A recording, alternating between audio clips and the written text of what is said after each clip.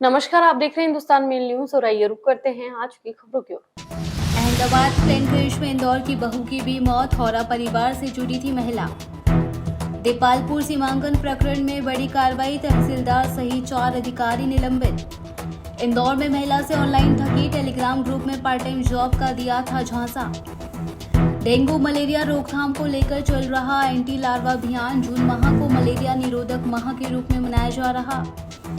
इंदौर में मौज मस्ती के लिए कर रहे थे चैन स्नैचिंग, लसूड़िया पुलिस ने 2 आरोपियों को पकड़ा। दादा दादी के बीच सो रहे बच्चे को सांप ने काटा, सुबह 4:30 बजे बोला हाथ में झटका लगा।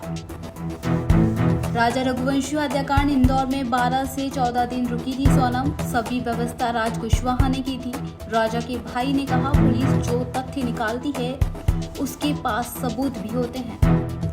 भारत अहमदाबाद में हुए एयर इंडिया प्लेन क्रैश मामले में इंदौर की भी एक बहू की हादसे में मौत की घटना सामने आई है। जानकारी लगते ही परिवार काफी स्तब्ध है और शोक की लहर परिवार और समाज में फैली हुई है।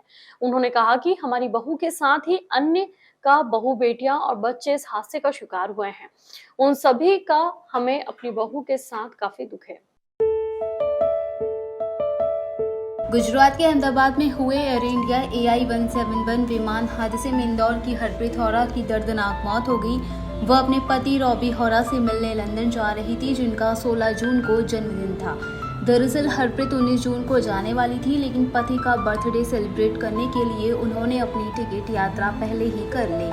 हरप्रीत के ससुर ने बताया कि हादसा बेहद ही दर्दनाक था, जिसमें छोटे बड़े कई बच्चे भी शामिल हैं। उन्होंने कहा कि बहू की शादी 2020 में हुई थी और वह बेंगलुरु की एक IT कंपनी में काम कर रही थी। वहीं उनका बेटा रॉबी पिछले 3 साल से लंदन में एक IT कंपनी में काम करता है और जल्दी वह इंदौर शिफ्ट होने वाला था। कल हमारे परिवार की बहू थी हरप्रीत हो रहा, वो हमारे बेटे से मिलने बेटे के पास ही लंदन जा रही थी। और कब निकली थी घर से? घर तो अहमदाबाद से निकली है वो। अहमदाबाद में उनका मायका था, वहाँ से निकली जो कि फ्लाइट का इंटरनेशनल फ्लाइट है, 2 घंटे पहले निकलना ही पड़ता है।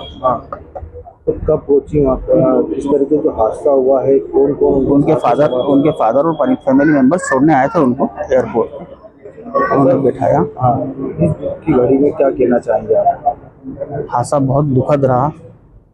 मतलब मैं खुद उज्जैन था, सब हम अस्त व्यस्त से ब्रदर मेरे ऑफिस में न्यू इंडिया में वो वहाँ पर थे। जैसे सूचना मिली सब वापस, सबके लिए तनाव भरा पल है ये, बस यही कह सकता हूँ। क्या नाम था इनका और इनके पति क्या करते थे? बिटिया का नाम था हरप्रीत हो रहा और बेटे का नाम था रॉबी हो रहा।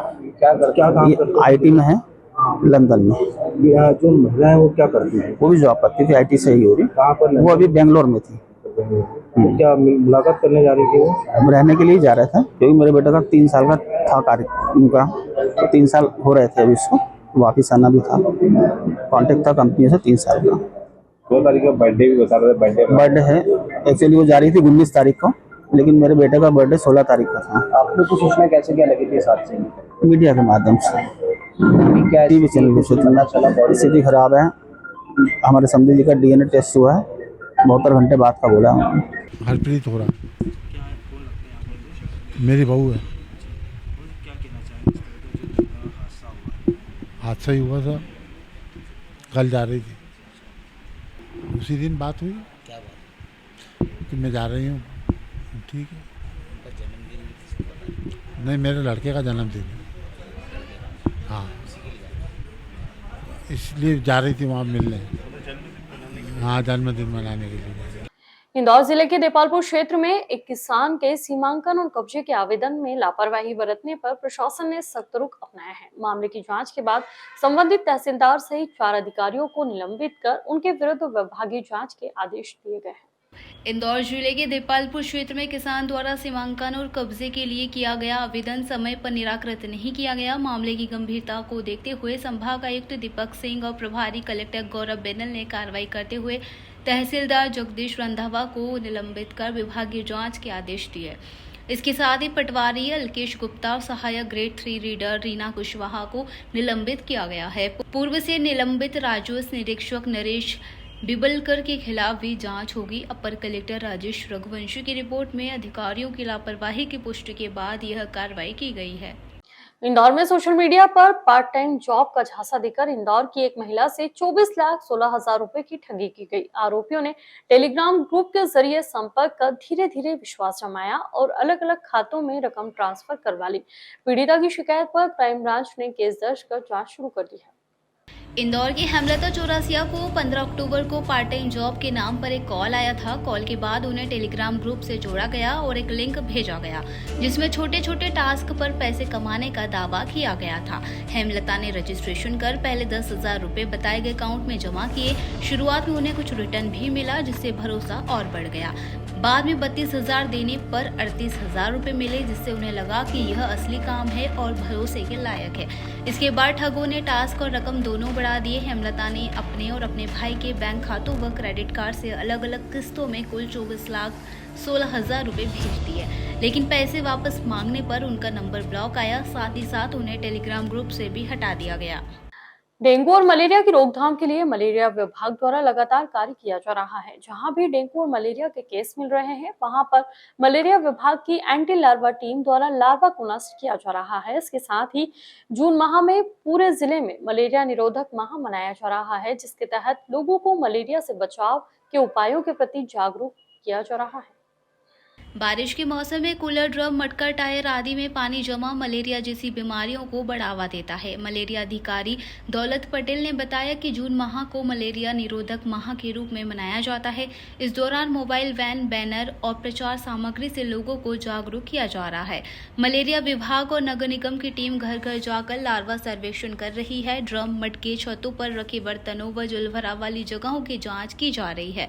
स्वास्थ्य विभाग ने लोगों से अपील की है कि घरों के आसपास पानी न जमने दें और जरूरत होने पर कीटनाशक दवाओं का छिड़काव भी करें। जन जागरूकता का उद्देश्य मलेरिया को जड़ से खत्म कर स्वच्छ और स्वस्थ जीवन के लिए लोगों को प्रेरित करना है। जनवरी से जून के बीच डेंगू के 12 और मलेरिया के 2 मामले सामने आए हैं। देखिए, जहाँ जहाँ पर भी डेंगू मलेरिया के केस मिल रहे हैं वहाँ पर हमारी टीम द्वारा जो है लगातार कार्रवाई की जा रही है।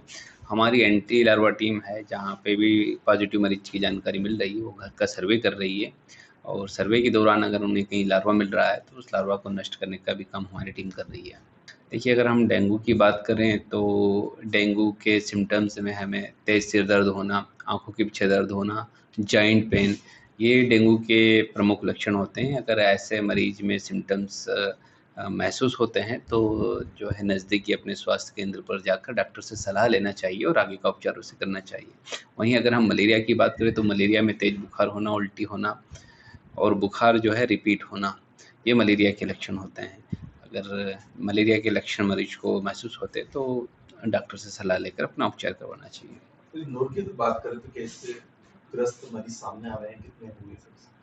देखिए, अगर हम डेंगू की बात करें तो जनवरी से लेकर अभी जून माह तक जो है 12 डेंगू के मरीज सामने आए हैं। वहीं मलेरिया की अगर बात करें तो मलेरिया के अभी तक जो है 2 मरीज सामने आए हैं। ये डेंगू के जो 12 मरीज हैं इसमें 2 बच्चे और बाकी जो है पुरुष है इसमें। इसकी रोकथाम के लिए भी एक कार्यक्रम भी आयोजित किया गया था रैली के माध्यम से, तो कहाँ कहाँ जाकर किस तरह के कार्यक्रम आयोजित किए गए? देखिए, डेंगू और मलेरिया दोनों की रोकथाम के लिए हम कई स्तर पर प्रयास करते हैं। जैसे जून माह जो है हमारा वो मलेरिया निरोधक माह के रूप में हम मनाते हैं। इसके अंतर्गत रैली का आयोजन करना और मलेरिया रथ है उसको जो है जहाँ भी मलेरिया प्रभावित क्षेत्र है वहाँ पर उसका भ्रमण करवाना, ये हमारे कार्यक्रम आयोजित होते हैं। वहीं अगर हम जुलाई की बात करें तो जुलाई माह जो है वो डेंगू निरोधक माह के रूप में हम मनाते हैं और उसके अंतर्गत जो डेंगू प्रभावित क्षेत्र है वहाँ पर हम रथ को रवाना करते हैं और लोगों को जागरूक करने का काम करते हैं। इंदौर के लसुड़िया थाना क्षेत्र में चैन स्नैचिंग करने वाली गैंग के 2 सदस्यों को पुलिस द्वारा गिरफ्तार किया गया है। आरोपियों द्वारा मॉर्निंग वॉक पर रोड से गुजरने वाली बुजुर्ग महिलाओं को विशेष रूप से निशाना बनाया जाता था। पुलिस ने 2 सोने की चैन भी बरामद की है, तो वहीं उनसे विभिन्न पहलुओं पर पूछताछ की जा रही है। मामले की जानकारी देते हुए आदित्य पटेल ने बताया कि मई माह में स्कीम नंबर 136 और महालक्ष्मी नगर की 2 महिलाओं डिम्पल परियानी और सोरया ने चेन स्नैचिंग की शिकायत दर्ज कराई थी। पुलिस ने 200 से अधिक सीसीटीवी फुटेज खंगाले और बाइक के आधार पर धार निवासी विकास पिता संजय और वाणगंगा निवासी राजेंद्र पिता रेवाराम को गिरफ्तार किया।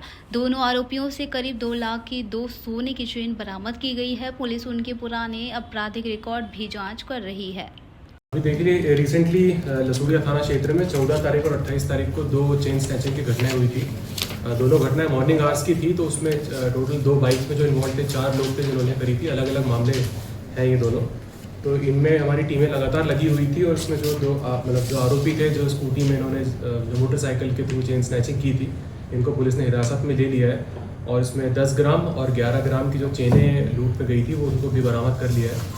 इसमें आरोपी द्वारा जिन व्यक्तियों को चेन बेची गई थी उनको भी आरोपी बनाया गया है और उसमें धारा में इजाफा भी किया गया है और इसमें आगे भी जो आरोपी एक फरार है उसके पीछे भी पुलिस लगी हुई है। सर, ये आरोपियों का क्या नाम पता? आरोपी का नाम बेसिकली विकास है और दूसरे का नाम है राजेंद्र और जो जिनको इन्होंने बेचा था उसका नाम है धीरज और बलराम। सर, क्या बैकग्राउंड है सर इनका आरोपियों का? ये लोग बेसिकली लग्जरियस लाइफस्टाइल के आदी हैं और इन्हीं चीज़ों के लिए ये इजी मनी मेकिंग का इनका एक तरीका है, लेकिन पुलिस इन सब में काफ़ी सजगता से कार्य करती है और टेक्निकल हेल्प वगैरह लेके जल्दी से जल्दी उनको एप्रीहेंड करके इस टाइप की वारदातों को जल्दी कानूनी कार्रवाई की जाती है। सर, पुराने कुछ अपराध नहीं, ये बेसिकली रेकी वगैरह ऐसा कोई सिस्टम नहीं रहता है। मॉर्निंग आवर्स जो होते हैं, वल्नरेबल लेडीज़ जो होती हैं जो थोड़ी सी अपनी सराउंडिंग को लेकर अलर्ट नहीं है, इस चीज़ को भाप लेते हैं और इस तरह की जो लेडीज़ हैं ये जो खास करके ग्रुप वगैरह में नहीं जा रही हैं, अकेले मॉर्निंग वॉक वगैरह कर रही हैं, तो इन लोगों पे ये इस तरह की हरकत किसी गैंग वगैरह से जुड़े हुए हैं? नहीं, इस चीज़ का तो अभी कुछ सामने नहीं आया, लेकिन इंटरोगेशन चल रहा है, इन्वेस्टिगेशन भी जारी है। अगर ऐसा कुछ निकल के आता है तो उस पर कार्रवाई की जाएगी। इंदौर के सिरपुर तालाब के पास एक झोपड़ी में सो रहे 5 साल के धीरू को सुबह सांप ने काट लिया। बच्चा दादा दादी के बीच सो रहा था कि सुबह करीब 4:30 बजे अचानक रोते हुए उठा और बोला कि उसके हाथ पर झटका लगा है। जब दादा दादी ने देखा तो उसके हाथ पर सांप के काटने के दांत के निशान थे। तुरंत परिजन ने उसको एमवाय अस्पताल लेकर पहुंचे, लेकिन डॉक्टरों ने उसे मृत घोषित कर दिया। धीरू के माता पिता मजदूरी करते हैं। वे मूल रूप से गुना जिले के रहने वाले हैं और 1 साल पहले काम की तलाश में इंदौर आए थे। घटना के वक्त धीरू के माता पिता और छोटी बहन पास की झोपड़ी में सो रहे थे। पुलिस ने बताया कि सांप के काटने से बच्चे की मौत हुई है। मर्ग कायम कर जांच की जा रही है। पोस्टमार्टम रिपोर्ट के बाद मौत की सही वजह पता चलेगी। इंदौर के राजा रघुवंशी हत्याकांड के मामले में 3 राज्यों की पुलिस द्वारा की गई कार्रवाई के दौरान 5 आरोपियों को गिरफ्तार कर लिया गया है और उनसे विभिन्न पहलुओं में पूछताछ की जा रही है। तो वहीं पूरे घटनाक्रम में लगातार कई चौंकाने वाले खुलासे हो रहे हैं।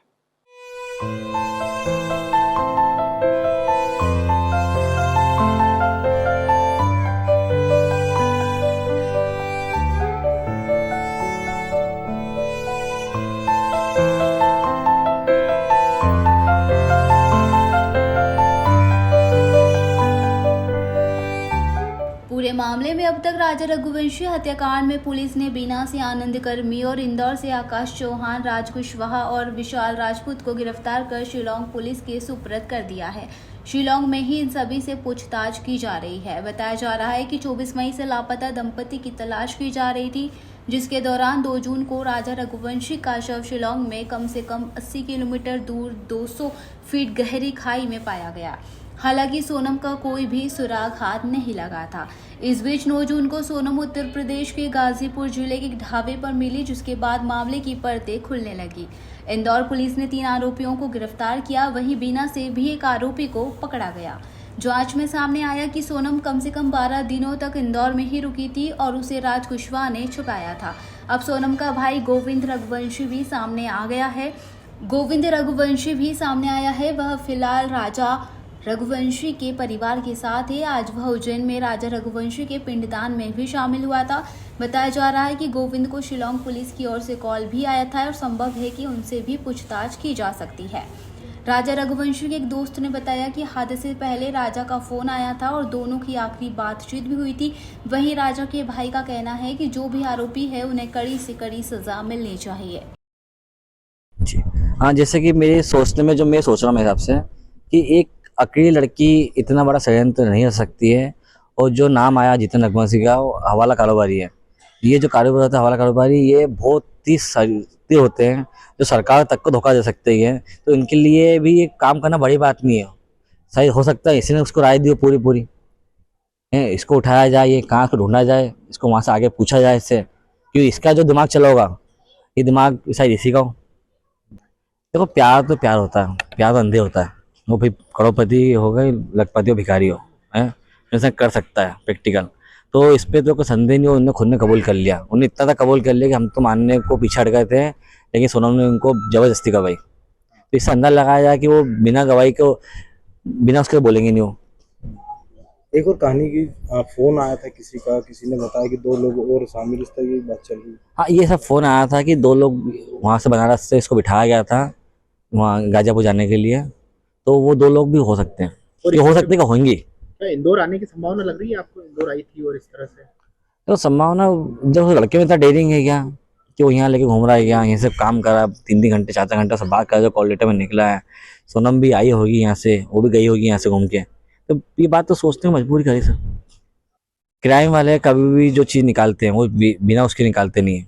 जब ये बात निकली होगी तो आके गई होगी, तो क्राइम वाले की थोड़ी जो बात आपके पास पहुंची, आपने हमसे पूछा, तो वो 100% आई होगी। मेरी बात उससे 18-19 को हुई थी। वो कामाख्या देवी का उसने बताया कि सोनम ने प्लान किया है कामाख्या देवी जाने का, पर ये नहीं बताया था कि ये लोग शिलोंग जाने वाले हैं, कामाख्या से रिटर्न आने वाले हैं। बाकी इन लोगों का जो प्लान था उसको लेकर गई है सोनम। कुछ बताया और बात हुई या इस तरह से कुछ नहीं, ऐसा कुछ बताया नहीं। उसे सिर्फ इतना बताया था कि हम 3 दिन में रिटर्न आ जाएंगे कामाख्या देवी से। इनकी कोई मन्नत है, मुझे और इनकी राजा की माता जी को भी बता के गया है राजा कि इसकी मन्नत है कि मैं करीब नहीं आऊंगी, तो अभी पहले कामाख्या दर्शन करूंगी, उसके बाद ही हम लोग कई और प्लान बनाएंगे। मम्मी जी गोवा है, मनाली का, ऐसा कुछ। हाँ, ये मुझसे आखिरी बार बात हुई थी और इन्होंने इंस्टा पे जो पोस्ट करी थी इनकी लास्ट कामाख्या देवी की, तो उस पर मैंने कमेंट किया था। उसके बाद हम लोगों की बात नहीं हुई है।